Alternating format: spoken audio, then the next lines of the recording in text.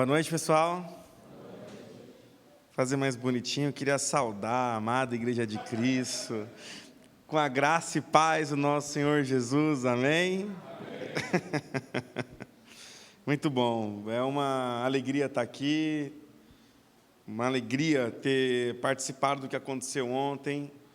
Quem esteve com a gente lá no Clube Love foi testemunha de uma coisa diferente que Deus tem feito em vários lugares do país, trazendo a liderança de juventude e a juventude um chamado à responsabilidade, sem tabu, sem peso, sem condenação. E quem não foi, perdeu. Mas ano que vem tem mais, então você fica ligado, chama a tua galera e cola lá que vai ser benção. Bom, vocês viram o que aconteceu hoje no Brasil? Quem viu? Levanta a mãozinha aí, quem viu que o Brasil está uma onda de manifestações no país inteiro. É interessante ver esse monte de conflito acontecendo, porque parece que dividiu o país em três facções, né? Uma galera que está dizendo que tem que sair a presidente, uma galera que está chamando isso de golpe, e uma terceira galera apavorada dizendo que se tirar a presidente vai vir a ditadura e vai começar um negócio que é uma pessoa bem menorzinha, mas que também está gritando por aí. E é interessante, quando a gente para pensar no que está acontecendo no país, se você fizer uma conta básica, como é que pode um país tão rico como o nosso, um país tão próspero como o nosso, um país com tantos recursos naturais, um país... Não, e isso aí que é o mais impressionante, o que mais me deixa assim, extasiado, que eu tenho tido a oportunidade nesses últimos anos de viajar pelo Brasil. O que mais me impressiona não é a quantidade de brasileiro que tem aqui, mas é a quantidade de terra inoperante que a gente tem aqui. O Brasil é muito grande e muito vazio. A gente tem algumas cidades muito populosas, mas a grande extensão do Brasil é de terra inoperante. Com rio, com cachoeira, com verde, com condição de... Como que pode um país tão grande, tão rico, viver um extremo de pobreza, de miséria,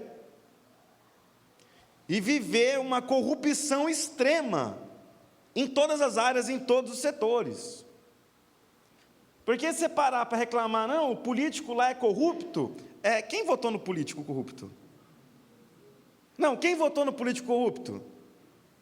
Olha para o seu amigo do lado e fala, foi você. Agora a gente vai brincar de ser o acusador. Você olha para o seu amigo do lado e fala, foi você. Agora você volta o dedinho para você e fala, fui eu. Seja lá qual foi a sua motivação. Se você votou porque era teu parente, amigo do teu parente, você ganhou uma cesta básica, é o cara que te deu um cargo comissionado numa escola. Isso não existe aqui em Campo Mourão, não, né? Só existe em todo lugar do Brasil, menos aqui em Campo Mourão, amém? E a corrupção brasileira é um negócio tão engraçado que é o seguinte, você está andando na rua, você acha uma carteira, você está numa pendenga, sem dinheiro, você bateu aquela fominha, você está assim, pô, não tenho nem dinheiro para comprar um lanche, aí você acha uma carteira na rua, aí tem lá a carteira de identidade, José da Silva, mas tem lá R$500, qual que é o nosso primeiro pensamento quando a gente olha aquela carteira? Não, Deus me abençoou agora. Estou aqui com fome falando, Deus, me ajuda. Aí você acha uma carteira com R$500, você não pensa que o José da Silva perdeu R$500. Você achou R$500. É ou não é? Ou a nossa primeira... Então a gente olha e fala assim, nossa, José da Silva perdeu R$500, gente, de onde será que é esses R$500? Será que ele ia pagar o aluguel? Será que era o lanche do filho dele? Será que era a comida do mês? Será que era a conta de luz, de água vai ser cortada? Será que o José da Silva mora sozinho? Será que era o remédio dele, porque ele tem um câncer? Você pensa na hora, fui abençoado, vou matar a minha fome, vou saciar aqui o meu momento. Ou quando a gente tem as oportunidades de dar um jeitinho, né? Porque a gente não é corrupto no trânsito, né? Vamos combinar, né? Se está atrasado, tem a oportunidade de fazer uma conversão bizarrésima, o que você faz? Tem ninguém olhando? dirigir sem carta, dirigir com a carta vencida, são pequenos atos de corrupção que a gente vai fazendo, que a gente não presta atenção. Colar numa prova para quem está na faculdade, bom, mas aí tem aquele ditado, quem não cola não sai da escola, professor. E a gente vai criando piada e dando jeitinho para tudo. Aliás, o jeitinho brasileiro é uma piada de um extremo ao outro. Esse negócio de jeitinho brasileiro é uma coisa tão interessante. Eu queria compartilhar com vocês uma coisa que eu vivi agora esse mês. Eu não gosto de dar testemunho próprio, não, porque eu acho assim, que é absurdo. Mas foi uma coisa que me surpreendeu de uma maneira negativa. Pior que assim, foi negativo. Eu sou diretor de uma ONG chamada Macanudos, que desenvolve trabalhos em parceria com a escola pública em várias cidades do país, em vários estados. E a gente conseguiu uma parceria com uma universidade norte-americana para enviar adolescentes do Brasil que tivessem interesse em seguir carreira na área de biológicas, só que tinha um pré-requisito, que eles falassem, além de querer fazer biológicas, adolescentes de escola pública, de baixa renda, você já vê aí que já existe uma dificuldade, né? Alguém aqui trabalha em escola pública? Alguém conhece o universo de escola pública? Então, tem uma galera.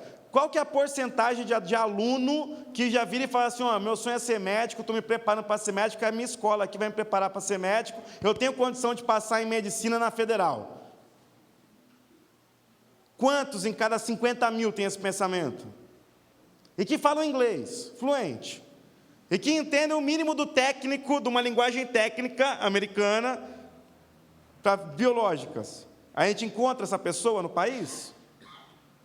E aí a gente fala para eles, vocês atendem mais de 100 mil adolescentes, vocês devem conseguir encontrar pelo menos 3 para mandar. Daí eu pensei, com muita fé a gente encontra.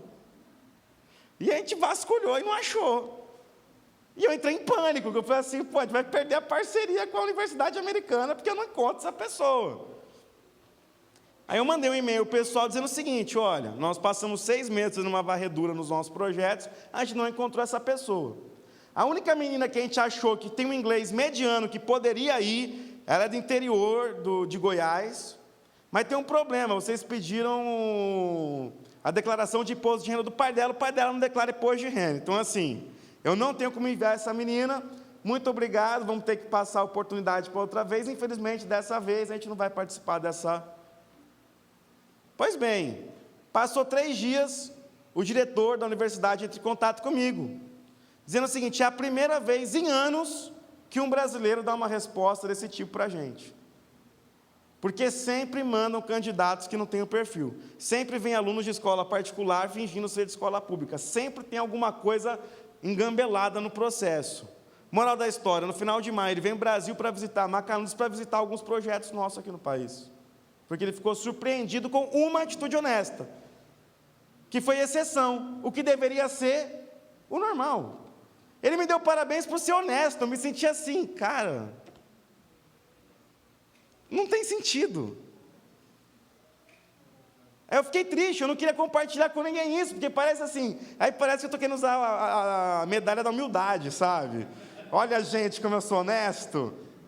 Tem eleição no final do mês, vereador, vota em mim.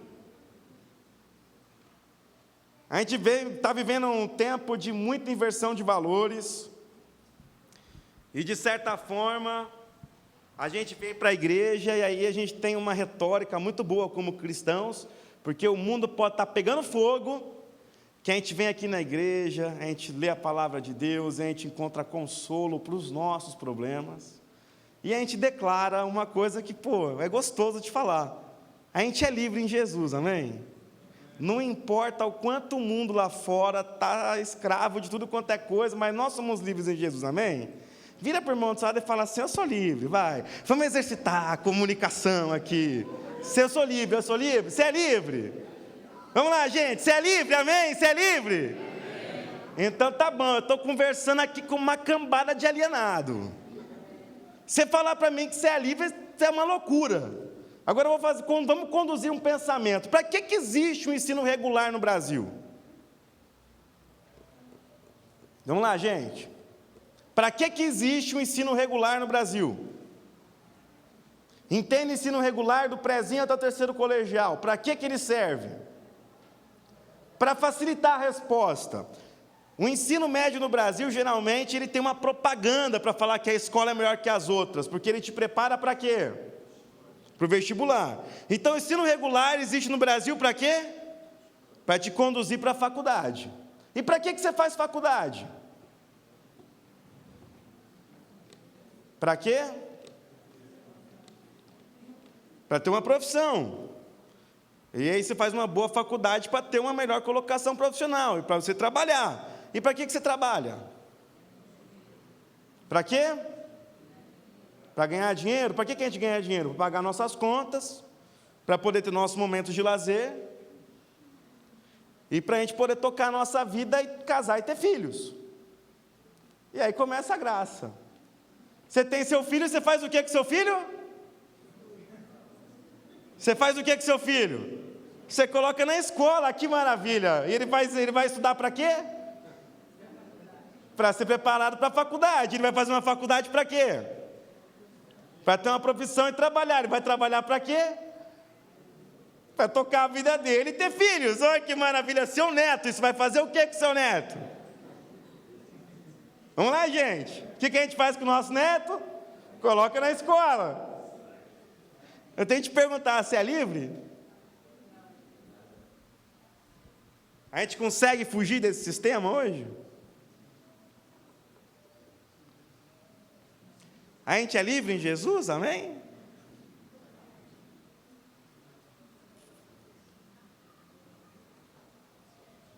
É interessante quando a gente para pensar um pouquinho, que a gente é obrigado a sair da nossa zona de conforto e começar a olhar um pouco para o nosso lado. E a gente começa a entender por que tem algumas pessoas no país que não têm condição de dar o estudo de qualidade, de entrar numa boa faculdade. E as pessoas são colocadas em alguns ambientes de vulnerabilidade, e depois a gente quer simplesmente taxar elas por aquilo que elas representam, mas que elas foram colocadas sem a vontade delas. Vocês estão entendendo o que eu estou falando?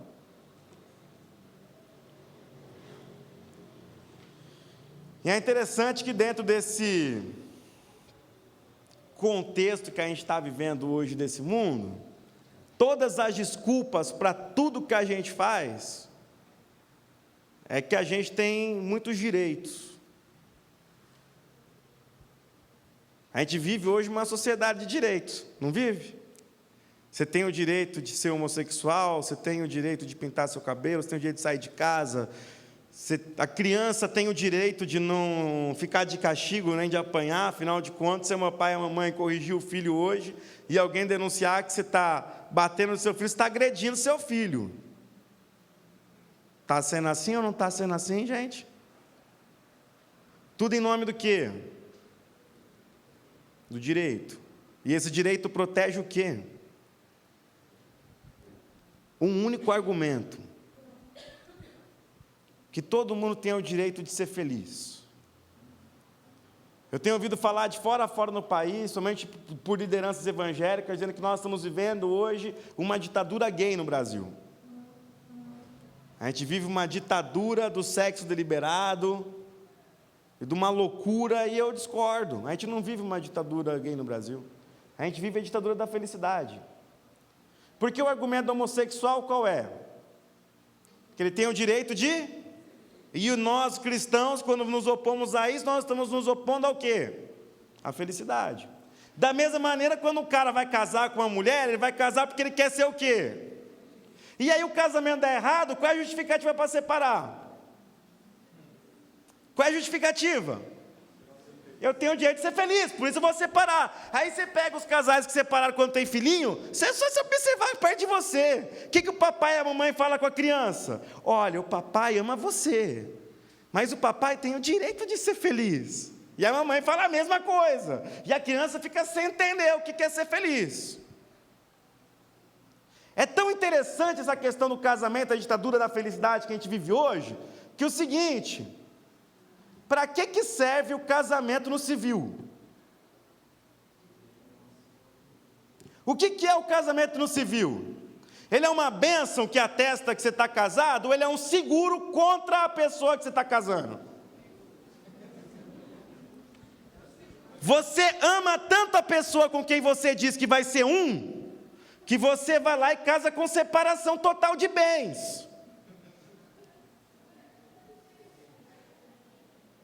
Aí depois, uma semana depois, tem a cara de pau da mulher vestida de branco, o marido vem aqui todo pimposo, para pedir a bênção de Deus.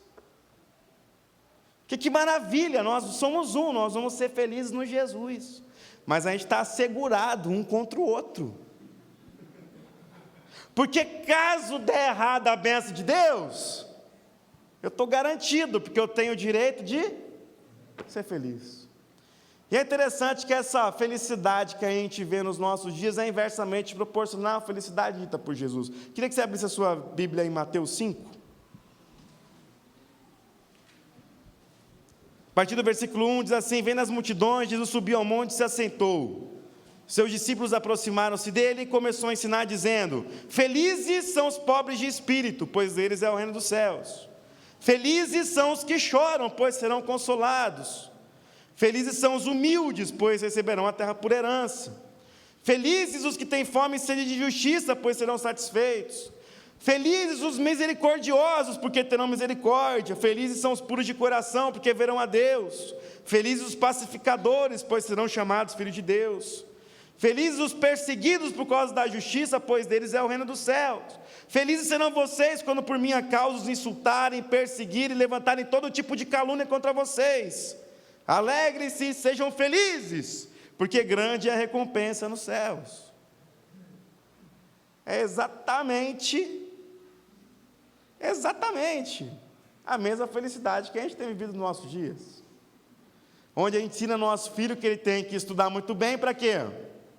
Para passar na faculdade. Para quem passa na faculdade? Ele. Para ele ter um bom emprego. Para quem ganhar dinheiro? Ele.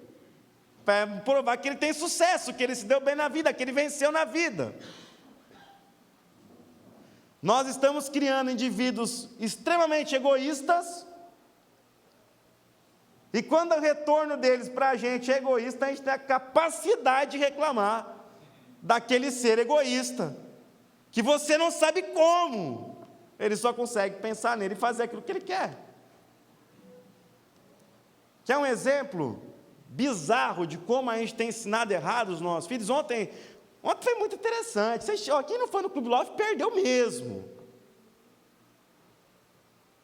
Dentro de um dos conselhos que foi dado lá a respeito de sexo antes do casamento, alguém falou lá: não, um dos problemas é engravidar. E aí na hora o coração quase pulou pela boca, que quase ficou atravessado e falou assim: não, o que você está falando?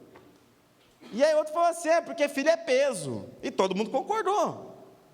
Porque o conselho que a gente dá para os nossos filhos sobre sexo é o seguinte: não vai fazer sexo antes de casar, porque pode pegar doença.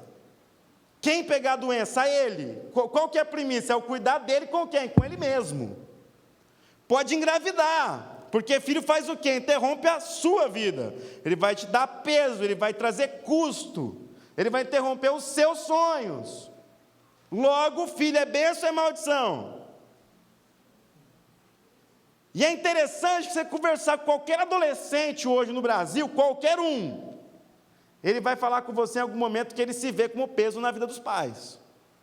De tanto que ele já ouviu que ter filho é peso, custo, gasto, transtorno. Só que se a gente voltar para a Bíblia, para a palavra de Deus, você vai ver que no Velho Testamento, filho é o quê? É bênção, filho é herança. Um homem próspero é um homem que tem muitos filhos e tem a casa dele em ordem. Hoje, um homem próspero é um homem que tem posses. Um homem que tem coisas é um homem próspero. Um homem que tem filhos é um homem que tem gastos e custos. É isso ou não é?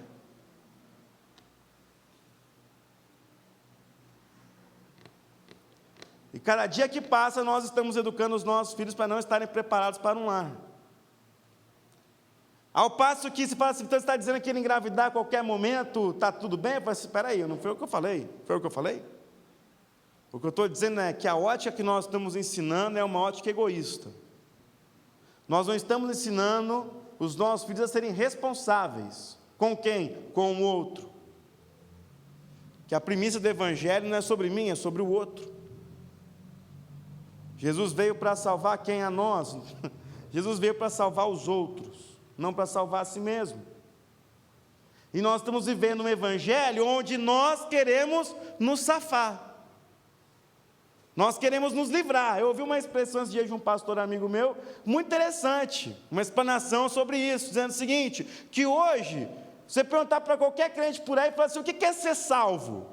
O cara vira você e fala assim, não ir para o inferno. O que é salvação? É ir para o céu. Porque a ideia é que a gente vai se safar. Então o cara não engravidar, ele entende que ele, ele se safou do problema.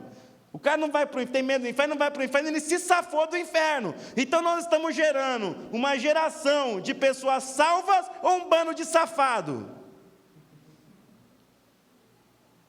É um bando de safado, porque se ele se safa de um problema, e a perspectiva dele é essa, porque a consciência do salvo é você entender o que é salvação. O que é salvação? Vamos voltar para Gênesis. O que o homem tinha com Deus no Gênesis?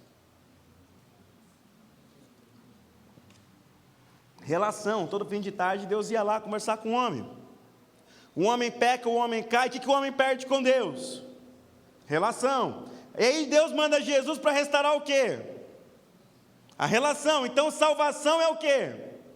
Relação com Deus. Então inferno é o quê? É uma vida sem Deus.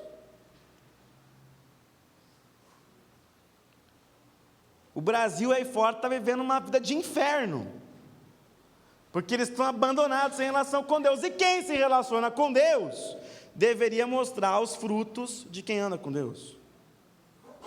Deveria manifestar a graça de Deus por aí. Se a graça de Deus não está sendo manifesta, alguma coisa está acontecendo.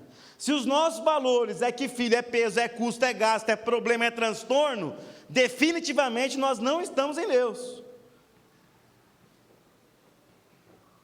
Porque se a relação com Deus é uma relação de pai e filho, o pai que acolhe o filho, o pai que recebe o filho, o pai que perdoa, o pai que cuida, o pai que superabunda a graça, onde um dia abundou o pecado, a gente está com um problema muito grave.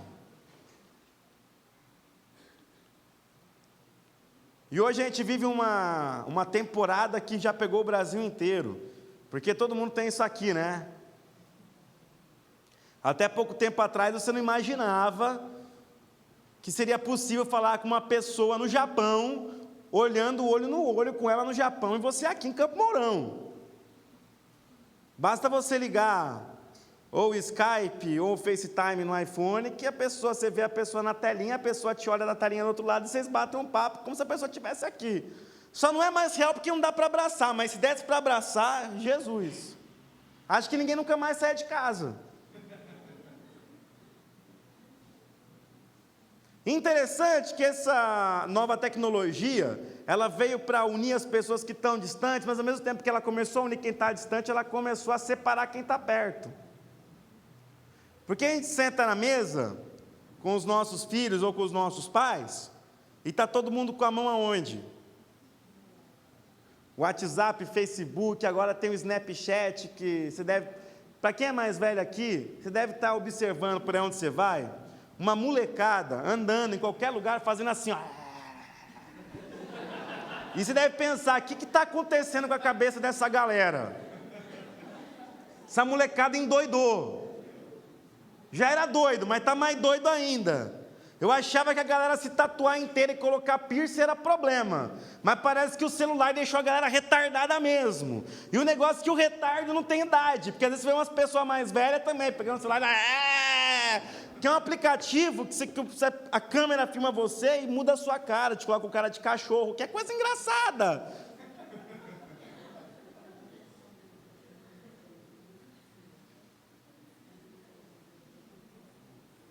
Conectar computadores numa rede é um trabalho interessante. Agora, conectar pessoas é uma arte. E mais que isso, é uma decisão. É uma escolha nossa querer nos relacionar. E é uma escolha dura. Para quem está na internet, no Facebook, vê o YouTube, você já deve ter visto vários videozinhos e várias piadas por aí rolando. O quão odioso, terrível é um pastor virar e mandar você virar para o irmão do lado e falar que você ama ele. Olha para o seu irmão e fala tal coisa. Agora vamos cantar aquela música e canta para o seu irmão. Porque realmente é uma coisa chata, né? Agora, isso é uma das coisas que me deixa enojado em relação à nossa capacidade de pensar. Porque não deveria ter graça a isso. Porque se pelo menos eu pensasse um pouquinho, eu ia saber o seguinte, que o que Jesus ensinou para a gente sobre culto, é que o nosso culto ao Pai, a gente faz como? Quando a gente vai orar, quando nós vamos falar com Deus, nós fazemos isso como? Em secreto. Porque quem precisa mostrar para o mundo que é espiritual, que fala com Deus, são os fariseus. Então o nosso culto a gente pode fazer em casa, porque naquele tempo o culto só podia ser em Jerusalém. Aí Jesus fala, não precisa ser em Jerusalém, culto você pode fazer no seu lar, você pode fazer no seu quarto, você pode fazer em qualquer lugar, porque o culto acontece aqui dentro do seu coração. Então para que existe a igreja? Se o culto eu posso fazer em qualquer lugar. A igreja existe para que a gente tenha comunhão, para que a gente possa celebrar junto o sacrifício de Jesus, para que a gente possa fortalecer uns aos outros, para que a gente possa junto resolver os problemas da cidade, para que a gente possa junto entender o que Campo Mourão precisa, como que nós, como filhos de Deus, podemos nos unir para manifestar a graça de Deus em Campo Mourão. E a gente tem a capacidade de vir para a igreja, para não encontrar ninguém, para não querer falar com ninguém, porque tem aquele dia que você vem na igreja que você já vem disposto a não dar oi, ou não? Você já vem pensando assim, se hoje no louvor mandar cantar, eu vou sair vazado, não volto nunca mais. Se mandar cantar, vou baixar a cabeça, vou me dar de louco, não vou cantar para ninguém, vou no banheiro na hora. E aí eu fiquei mandando vocês falar um negócio um pouco de provocação mesmo. Todo lugar que eu estou indo agora eu faço isso, mas agora eu só faço isso. Toda mensagem eu vou fazer umas 20 vezes, e depois ainda vou dar essa bronca, porque eu acho um absurdo, é um despropósito, é o contrário daquilo que a gente canta, é o contrário daquilo que a gente lê na Bíblia.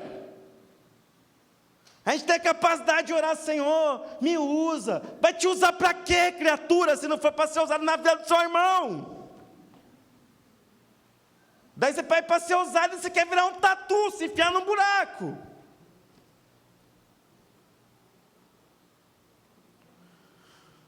Eu queria passar um vídeo para vocês sobre um pouco do resultado que a gente tem tido no trabalho da Macanudos, que é se aproximar da molecada e conseguir acessar o coração deles. E é muito fácil a gente taxar as pessoas por aquilo que elas aparentam. Porque é até mais confortável para a gente definir as pessoas por aquilo que elas fazem. 20 minutos atrás, todo mundo ia dizer que é livre. 20 minutos depois, está todo mundo achando que a gente é escravo de um sistema. Amém? O gato está até com medo de concordar, que eu concordo, depois ele vem e fala que não é nada daquilo. Eu queria muito que você prestasse atenção um pouco do que está acontecendo nos relacionamentos dentro das casas. Isso não é um retrato do que acontece em São Paulo, isso é um retrato do que tem acontecido nos lares do Brasil. A gente entrevistou adolescentes de várias classes sociais, de vários colégios que a gente atende. Não dá para você saber quem é de classe mais rica e quem é mais pobre. Não dá para saber. É uma geração clamando por relação, clamando por paz. A gente nunca esteve diante de uma geração com tantos filhos órfãos de pais vivos. Tanta gente sem instrução. A gente, de certa forma, aprendeu na igreja, aprendemos com a religião, não com essa igreja ou com aquela igreja, a formar prosélitos. A gente quer mudar as práticas das pessoas, a gente quer mudar os comportamentos das pessoas. Mas a gente esquece que a essência do Evangelho é sobre transformação do coração. Eu não concordo com tudo que eles reclamaram ali. Mas tem uma coisa ali que é primordial, que é acolher essa molecada no nosso coração, é acolher essa molecada no nosso meio, é recebê-los independente de como eles estão.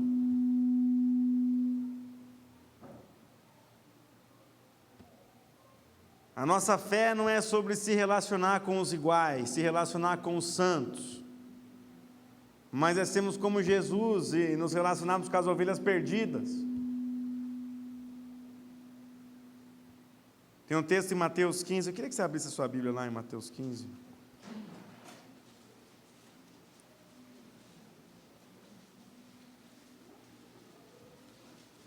A partir do versículo 21, onde fala assim: saindo daquele lugar, Jesus retirou-se para a região de Tiro e de Sidom. Uma mulher cananeia, natural dali, veio a ele gritando: Senhor, filho de Davi, tem misericórdia de mim, minha filha está endemoniada, está sofrendo muito. E Jesus não lhe respondeu uma palavra. Então seus discípulos aproximaram dele e pediram: Senhor, manda ela embora, porque ela vem gritando atrás de nós. Então Jesus respondeu: eu fui enviado para as ovelhas perdidas de Israel. Então a mulher veio, adorou de joelho e disse: Senhor, ajuda-me. Então Jesus é duro com a mulher e fala: não é certo tirar o pão dos filhos e lançá-lo aos cachorrinhos. Então ela se humilha e diz: Senhor, mas até os cachorrinhos comem das migalhas e caem das mesas. E Jesus respondeu: Jesus, grande é a sua fé, seja conforme você deseja. E naquele mesmo instante sua filha foi curada. Mas o que me chama a atenção nesse versículo, nesse texto, é a disposição dos discípulos de Jesus em abençoar uma pessoa em desespero com a sua filha. A mulher não estava desesperada com ela mesma, não, ela estava desesperada com a filha dela. E o discípulo tem a capacidade de olhar para o Senhor e falar: Senhor, despede ela, que essa mulher não para de gritar, buzinar na nossa orelha. Eu não aguento mais gente chata no meu pé, eu não aguento mais gente reclamona no meu pé.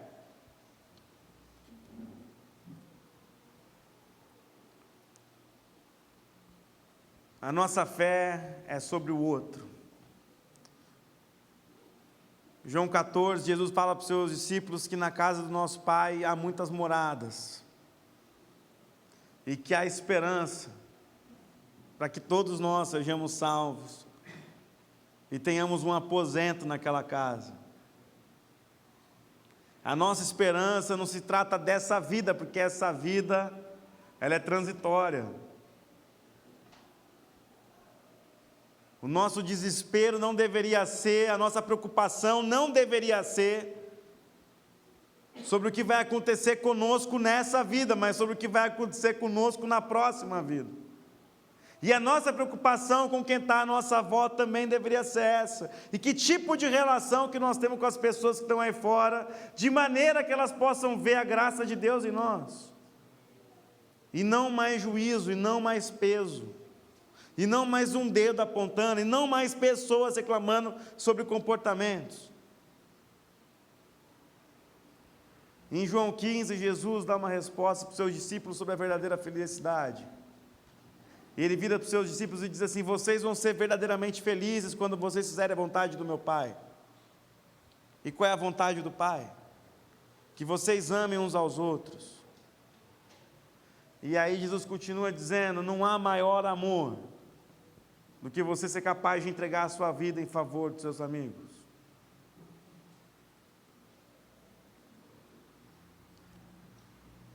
A nossa fé não é sobre nós. A fé em Jesus não se trata de mim, de você. Quando você aceitou Jesus como Senhor e Salvador da sua vida, quando você declarou que não seria mais você a viver, mas que fosse Jesus a viver em você, quando você entendeu a parábola da videira, que Jesus é a videira verdadeira e nós somos os ramos e nós vamos dar fruto, significa que se você é um ramo da videira, você é o quê? Videira. Se Jesus é a videira, você nessa terra, você é o quê? Jesus. Então não é mais você andando por essa terra. A sua responsabilidade é de ser quem andando sobre essa terra? Quem? Eu posso ouvir, vocês estão com vergonha de falar isso? Está pesando a carapuça, meus irmãos? Isso é para mim também, isso pesa e dói em mim também. Porque a mensagem verdadeira do Evangelho, ela é um confronto para a nossa natureza humana. É por isso que existe sobre nós a graça. Porque se não for pela graça, ninguém aguenta. E aquele sacrifício naquela cruz, aquele sangue vertido, foi para que tudo que nós vemos até hoje fosse lavado e remido. Para que não tenha acusação sobre nós. Para que nós possamos viver uma vida em abundância. Para nós? Não. Mas para que nós fôssemos capazes de viver a vida em abundância com quem está lá fora morrendo. Para que nós tivéssemos vida para compartilhar a vida com quem está lá fora morrendo. E de fato, a gente está vivendo um momento no Brasil muito crítico. De fato, nós estamos vivendo uma crise no Brasil, econômica, política, e tem muita gente desesperada lá fora. E a gente está vivendo uma crise na família, a gente está vivendo uma crise em todas as áreas. E se há uma esperança, essa esperança está na pessoa de Jesus. Em Romanos fala que a natureza criada, ela sofre, aguardando com grande expectativa que os filhos de Deus sejam manifestos nessa terra. Então essa cidade está aguardando com grande expectativa que vocês sejam resposta para o sofrimento deles. Porque o sofrimento deles não é na felicidade dessa terra, não é no prazer momentâneo. A resposta para o sofrimento deles, a felicidade que esse mundo está clamando, ele só vai encontrar na vida eterna, ele só vai encontrar na pessoa de Jesus. Eu queria que você fechasse seus olhos, você curvasse sua cabeça. E eu queria te convidar a fazer uma oração diferente. Eu não queria fazer um apelo, mas eu queria te convidar a orar pelas pessoas que você ama. Pelas pessoas que você ama que não estão aqui. A nossa fé não é sobre nós, a nossa fé é sobre os outros. Eu queria que você colocasse diante do altar do Senhor as pessoas com quem você tem tido dificuldade de lidar. Seja sua esposa, seu marido, seja seu filho, seja seu sobrinho desviado, seja seu parente que é homossexual e você não sabe lidar com a escolha dele, seja com o teu vizinho que está viciado em droga e você não está sabendo lidar com a escolha dele, com a liberdade dele, mas que você peça que a mesma graça que um dia alcançou o seu coração, que um dia transformou a sua vida, também possa alcançá-lo, também possa transformá-lo.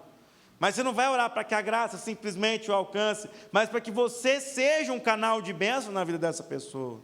Para que você saia daqui e seja a boca de Cristo nessa cidade. Para que você seja a resposta de Cristo nessa cidade.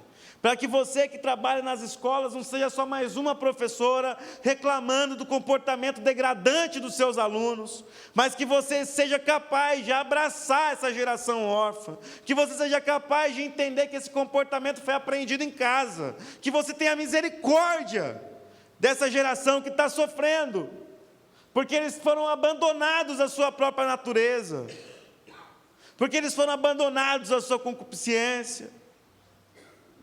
Que você tenha misericórdia dos seus colegas de trabalho, sobre aqueles que têm tentado passar a perna em você, sobre aqueles que têm tentado te lesar e te roubar, porque essa é a natureza caída dele manifestando. E Jesus diz que feliz é você quando isso acontece com você, e você suporta isso, porque quando você suporta isso, você manifesta a graça de Deus com aquela pessoa. Porque se você buscar o juízo, se você buscar a justiça, de que maneira essa pessoa pode conhecer o amor e a graça de Deus? Se nós continuarmos duros de coração, de que maneira a nossa cidade pode conhecer o verdadeiro Senhor Jesus? De que maneira vai haver verdade naquilo que Jesus disse, que o meu fardo é leve, o meu jugo é suave?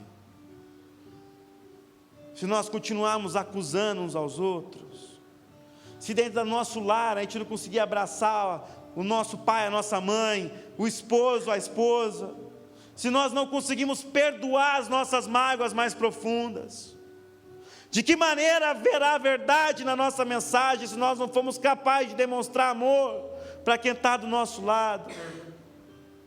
De que maneira nós vamos poder demonstrar a verdade se nós continuarmos egoístas, negando como aqueles discípulos a cura para quem está doente, para quem está aflito, para quem está desesperado? Eu queria dizer nessa noite, existe cura para esse mundo, existe esperança para esse mundo, e essa esperança está viva dentro de você, porque Cristo está vivo dentro de você. E eu queria declarar sobre sua vida nessa noite: não há condenação sobre a sua vida, não há acusação que prevalece sobre a sua vida, não há nada que é capaz de separar você do amor de Deus. Não tem pecado, não tem distância, não tem luta, não tem sofrimento, não tem mágoa que é capaz de separar você do amor de Deus, porque você é livre sim, você é livre para perdoar, você é livre sim para escolher ser diferente, você é livre sim para não amar as coisas, mas doar as coisas para quem precisa, você é livre sim para viver de maneira diferente sobre essa terra. E que nessa noite, Jesus possa fortalecer os seus braços, que o Senhor possa fortalecer a sua fé, que você seja realmente enviado como ovelha no meio dos lobos, que você seja um louco nesse mundo para confundir essa sabedoria terrena, e que você seja leveza nos ambientes que você passar. Que onde você chegar, a graça do Cristo seja manifesta, o amor de Cristo seja manifesto, que você comece a experimentar do milagre, que é as pessoas te procurarem pedindo ajuda, pedindo socorro, pedindo um abraço, porque você tem uma mensagem de esperança, porque há esperança, porque naquele dia, quando o Senhor vier com todo o seu esplendor e com toda a sua glória, e Ele separar todos os povos como quem separa as ovelhas dos bodes, Ele vai virar para as ovelhas que estão à direita e vai falar: sejam bem-vindos ao paraíso, sejam bem-vindos ao meu descanso, vocês servos fiéis. E naquele dia nós estaremos lá em nome de Jesus, porque nós somos capazes de amar os nossos pequeninos, porque nós somos capazes de alimentar os que estavam famintos, porque nós somos capazes de dar água a quem estava sedento, de visitar os que estavam presos, de cuidar dos enfermos, de cobrir a nudez dos nossos irmãos. E o Senhor dirá: cada vez que fizeram isso a cada um desses pequeninos, a mim fizestes. Em nome de Jesus. Pai, eu quero te louvar e te agradecer pela graça que nós estamos na sua casa, de estarmos reunidos em irmãos, transformando esse salão na tua casa, porque nós somos filhos do mesmo Pai, porque todos nós somos adotados por Ti. Obrigado porque nós podemos celebrar que nós conhecemos o Teu amor, que nós fomos alcançados pelo Teu perdão. Obrigado pelo privilégio que nós temos, e que o Senhor realmente nos fortaleça, para que nós possamos fazer a diferença por onde quer que nós passemos, em nome de Jesus. Amém.